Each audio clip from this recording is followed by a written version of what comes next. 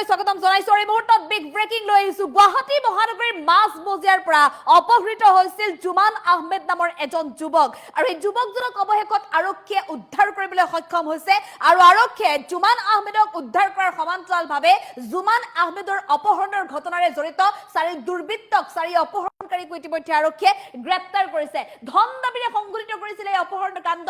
আবু সালাম, আসাদুল্লাহ আলী, ৰুছামিল আলী, দালানুৰ হুছেইনক ইতিমধ্যে আৰক্ষীয়ে গ্ৰেপ্তাৰ কৰিছে। জুমান আহমেদক গ্ৰেপ্তাৰ প্ৰকৃত উদ্দেশ্য কি আছিল, আৰক্ষীৰ জাত কি তথ্য আহিছে পোহৰলৈ লৈছে। এই মুহূৰ্তত টাইম 8 বিগ ব্ৰেকিং। অৱশেষত অপহৃত যুৱক জুমান আহমেদক গ্ৰেপ্তাৰ। অৱশেষত অপহৃত যুৱক জুমান আহমেদক উদ্ধাৰ কৰিবলৈ সক্ষম হৈছে। বৃহৎ পৰিমাণৰ ধন দাবীৰে ভয়ংকৰ কাণ্ড কৰিছিল চাৰি বন্ধুৱে। অপহৃতক উদ্ধাৰ কৰি অপহৰণকাৰীক ইতিমধ্যে গ্ৰেপ্তাৰ কৰিছে। ক্ষিপ্ৰতাৰে আৰক্ষীয়ে অভিযান চলাই গ্ৰেপ্তাৰ কৰিছে আবু সালাম, আসাদুল্লাহ আলী, ৰুছামিল আলী আৰু দালানুৰ হুছেইনক গ্ৰেপ্তাৰ কৰিবলৈ সক্ষম হৈছে আৰক্ষীয়ে। হাতীগাঁও আৰক্ষীয়ে অভিযান চলাই গ্ৰেপ্তাৰ কৰিছে চাৰি দুৰ্ধৰ্ষ অপহৰণকাৰীক। দৰঙৰ বিভিন্ন প্ৰান্তৰ পৰা গ্ৰেপ্তাৰ কৰিবলৈ সক্ষম হৈছে জুমান আহমেদৰ ঘটনাৰে জড়িত চাৰি অপহৰণকাৰীক। জুমান আহমেদক অপহৰণ কৰি দাবী কৰিছিল 5 লাখ টকা। দাবী কৰা ধন নিদিলে হত্যা কৰাৰ ভাবুকি দিছিল অপহৰণকাৰীয়ে। গুৱাহাটী মহানগৰীৰ মাজমজিয়াত সংঘটিত হৈছিল এই ঘটনা। অৱশেষত আৰক্ষীয়ে লোকেশ্যন ট্ৰেক কৰি গ্ৰেপ্তাৰ কৰিছে আটাইকেইটা অপহৰণকাৰীৰ ঘৰ দৰঙত বুলি জানিব পৰা গৈছে। দৰঙৰ বিভিন্ন প্ৰান্তৰ পৰা গ্ৰেপ্তাৰ কৰিছে এই চাৰি অপহৰণকাৰীক। বন্ধু বুলি কৈ মাতি নিছিল হাতীগাঁৱৰ জুমান আহমেদক। নিজকে বন্ধুৰ পৰিচয় দিছিল আৰু জুমান আহমেদক মাতি নিছিল আৰু এখন বাহনত উঠাই লৈ গৈছিল চাৰি অপহৰণকাৰী। আৰু এয়া গুৱাহাটী মহানগৰীৰ মাজমজিয়াৰ দৃশ্য। ইয়াৰ দৃশ্য চাওক, এয়া হৈছে চাৰি অপহৰণকাৰী, যি হাতীগাঁৱৰ পৰা জুমান আহমেদ নামৰ এজন 34 বছৰীয়া যুৱকক অপহৰণ কৰিছিল এই চাৰি দুৰ্বৃত্তই। দৰঙৰ বিভিন্ন প্ৰান্তত তেওঁলোকৰ ঘৰ, আৰু দৰঙৰ পৰা আহি হাতীগাঁৱৰ জুমান আহমেদক অপহৰণ কৰিছিল। ঈদৰ প্ৰাক্ষণতে 26 তাৰিখে সংঘটিত হৈছিল এই অপহৰণৰ ঘটনা। 26 তাৰিখতে হাতীগাঁও আৰক্ষী থানাত ৰুজু হৈছিল গোচৰ। দিনে নিশাই হাতীগাঁও আৰক্ষীয়ে সমগ্ৰ ঘটনাক লৈ অভিযান অব্যাহত ৰাখিছিল। আৰু যিটো ফোন নম্বৰৰ পৰা জুমান আহমেদৰ ফোনলৈ ফোন আহিছিল, বন্ধু বুলি খবৰ কৰিছিল, সেই ফোনটোতে অৱশেষত লোকেশ্যন ট্ৰেক কৰিবলৈ সক্ষম হ'ল আৰক্ষীয়ে। আৰু সেই ফোনটোৰ লোকেশ্যন ট্ৰেক কৰিয়ে চাৰি দুৰ্বৃত্তক, চাৰি অপহৰণকাৰীক ইতিমধ্যে গ্ৰেপ্তাৰ কৰিবলৈ সক্ষম হৈছে আৰক্ষী। আৰু ঈদৰ দিনাই আজি আৰক্ষী থানাৰ লকআপৰ আলহী হৈছে এই চাৰি অপহৰণকাৰী আবু সালাম, আসাদুল্লাহ আলী, ৰুছামিল আলী আৰু দালনুৰ হুছেইন। নিজকে বন্ধু বুলি পৰিচয় দিছিল আৰু জুমান আহমেদক মাতি নিছিল এই চাৰি বন্ধুৱে। আৰু 26 তাৰিখৰ দিনটোতে সংঘটিত হৈছিল অপহৰণৰ ঘটনা। 26 তাৰিখে জুমান আহমেদলৈ এটা ফোন আহিছিল। বন্ধুৱে ফোন কৰা বুলি জুমান আহমেদক মাতি দিছিল, আৰু বন্ধুৰ ফোন পাই 34 বছৰীয়া জুমান আহমেদ ঘৰৰ পৰা ওলাই গৈছিল। আৰু তাৰ পিছৰে পৰা জুমান আহমেদৰ খবৰ নাছিল। জুমান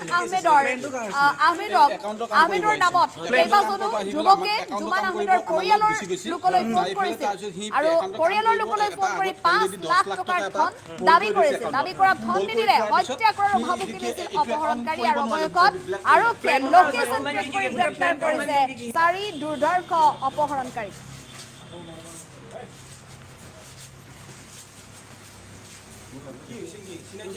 কি হৈছিলে কোৱাচোন?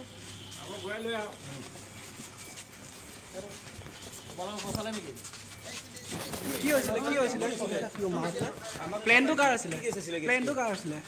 একাউণ্টৰ কাম কৰিব আহিছিল। একাউণ্টৰ কাম কৰিব আহি পেলাই আমাক একাউণ্টৰ কাম কৰিব আমাৰ লগত গুচি গৈছে। যাই পেলাই তাৰপিছত সি একাউণ্টৰ কাম কৰিব এটা আগত অলৰেডি 10 লাখ টকা এটা হোল্ড কৰি দিছে একাউণ্টত। হোল্ড কৰি থোৱাৰ পিছত সি এইটো একাউণ্ট কৰিব নোৱাৰিলে, ব্লেক কৰিলে। প্লেনটো কাৰ আছিলে? অনলাইন কি গেম? অনলাইন গেম কি?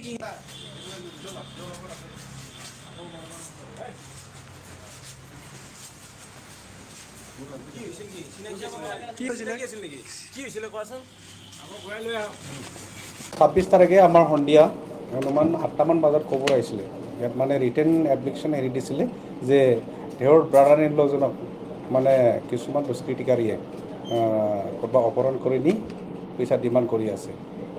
তেনে ক্ষেত্ৰত মানে মই ইমিডিয়েটলি DCP ছাৰ, আমাৰ অফিচাৰ, ছিনিয়ৰ অফিচাৰৰ লগত আলোচনা কৰি মই লগে লগে টেকনিকেল টিম লগত লৈ মানে SI চন্দ্ৰদেৱ আৰু ষ্টাফক মানে দৰঙলৈ পঠিয়াই দিম মানে যিহেতু মানে দৰঙৰ লোকেশ্যন পাই আছিলোঁ আমাৰ টিমে মানে দৰঙত এই কিডনাপাৰবিলাকৰ 4জনক মানে ধৰিবলৈ সক্ষম হৈছিলে আৰু তেওঁলোকৰ গাড়ী এখন ছুইফ্ট ডিজায়াৰ এইটো জব্দ কৰিবলৈ সক্ষম হৈছিলে আৰু লগতে গাড়ীত মানে ভিতৰত থকা আমাৰ ভিক্টিমজনক ৰেস্কিউ কৰিবলৈ সক্ষম হৈছিলে 26 তাৰিখে আমাৰ সন্ধিয়া অনুমান 8টামান বজাত খবৰ আহিছিলে ইয়াত মানে ৰিটেন এপ্লিকেশ্যন এৰি দিছিলে যে তেওঁৰ ব্ৰাদাৰ ইন লজনক মানে কিছুমান দুষ্কৃতিকাৰীয়ে ক'ৰবাত অপহৰণ কৰি নি পইচা ডিমাণ্ড কৰি আছে তেনে ক্ষেত্ৰত মানে মই ইমিডিয়েটলি DCP ছাৰ আমাৰ অফিচাৰ চিনিয়ৰ অফিচাৰৰ লগত আলোচনা কৰি মই লগে লগে টেকনিকেল টিম লগত লৈ মানে SI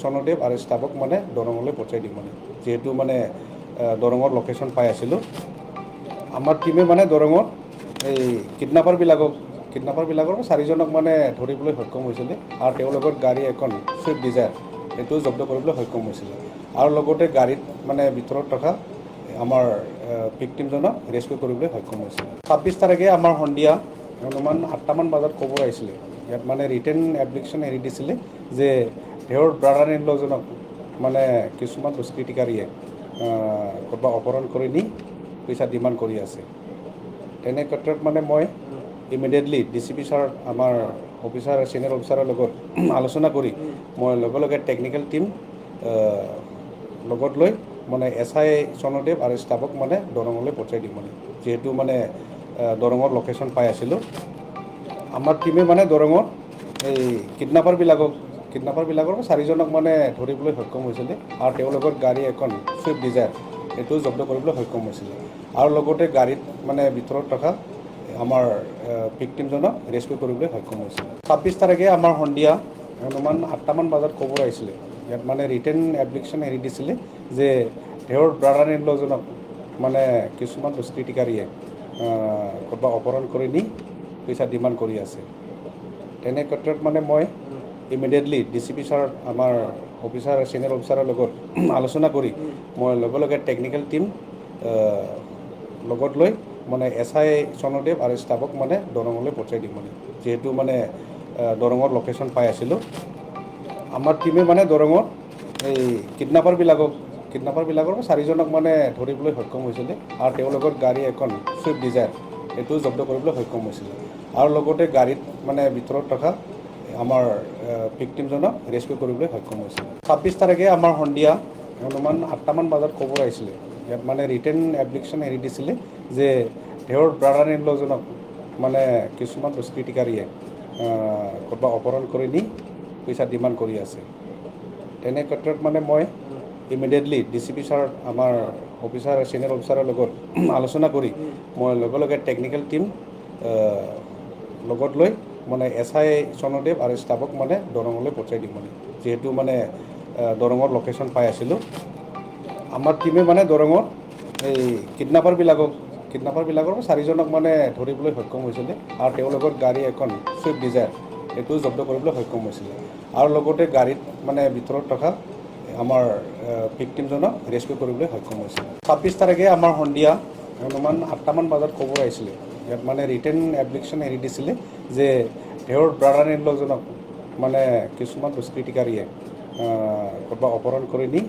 পইচা ডিমাণ্ড কৰি আছে তেনে ক্ষেত্ৰত মানে মই ইমিডিয়েটলি DCP ছাৰ আমাৰ অফিচাৰ চিনিয়ৰ অফিচাৰৰ লগত আলোচনা কৰি মই লগে লগে টেকনিকেল টিম লগত লৈ মানে SI চন্দ্ৰদেৱ আৰু ষ্টাফক মানে দৰঙলৈ পঠিয়াই দিম মানে যিহেতু মানে দৰঙৰ লোকেশ্যন পাই আছিলোঁ আমাৰ টিমে মানে দৰঙত এই কিডনাপাৰবিলাকৰ 4জনক মানে ধৰিবলৈ সক্ষম হৈছিলে আৰু তেওঁলোকৰ গাড়ী এখন ছুইফ্ট ডিজায়াৰ এইটো জব্দ কৰিবলৈ সক্ষম হৈছিলে আৰু লগতে গাড়ীত মানে ভিতৰত থকা আমাৰ ভিক্টিমজনক ৰেস্কিউ কৰিবলৈ সক্ষম হৈছিলে 26